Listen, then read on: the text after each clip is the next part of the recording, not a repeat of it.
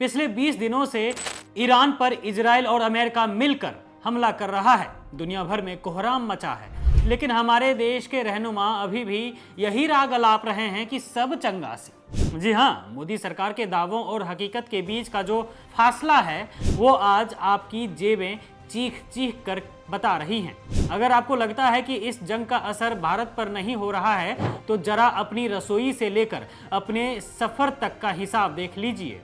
अंधभक्तों को लग रहा होगा कि देश सुरक्षित हाथों में है, लेकिन हकीकत यह है कि पिछले कुछ ही दिनों में महंगाई ने वो तांडव मचाया है कि आम आदमी के पसीने छूट रहे हैं। सबसे पहले बात करते हैं उस रसोई की जहां से पूरे परिवार का पेट पलता है। कमर्शियल गैस सिलेंडर के दाम में सीधे 146 रुपए की आग लगा दी गई है, और तो और घरेलू गैस सिलेंडर के दाम भी 60 रुपए तक बढ़ा दिए गए।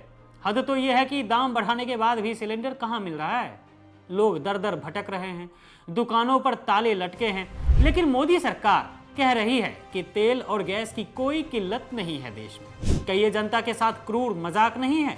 ईंधन के मोर्चे पर भी मोदी सरकार ने जनता को बख्शा नहीं है। प्रीमियम पेट्रोल के दाम 2.5 रुपये तक बढ़ा दिए गए, और जो इंडस्ट्रियल डीजल फैक्ट्रियों और उद्योगों की जान होता है उसकी कीमत में तो सीधे 22 रुपये का करंट लगा दिया गया है। जब डीजल इतना महंगा होगा तो सोचिए माल ढुलाई कितनी महंगी होगी और आपकी थाली तक पहुंचने वाली हर चीज के दाम कितने बढ़ेंगे। लेकिन मोदी सरकार के मंत्री सदन में बैठकर बड़ी बेशर्मी से कह देते हैं कि सब कुछ कंट्रोल में है, तेल गैस की कोई कमी नहीं है।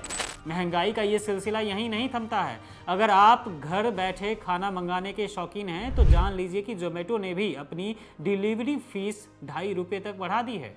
यानी हर तरफ से सिर्फ और सिर्फ आपकी जेब पर डाका डाला जा रहा है। और अगर आपको कहीं बाहर जाना है तो एयरलाइन टिकट के दाम सुनकर तो आपके होश ही उड़ जाएंगे। हवाई सफर का किराया सीधे 2300 रुपये तक बढ़ा दिया गया है।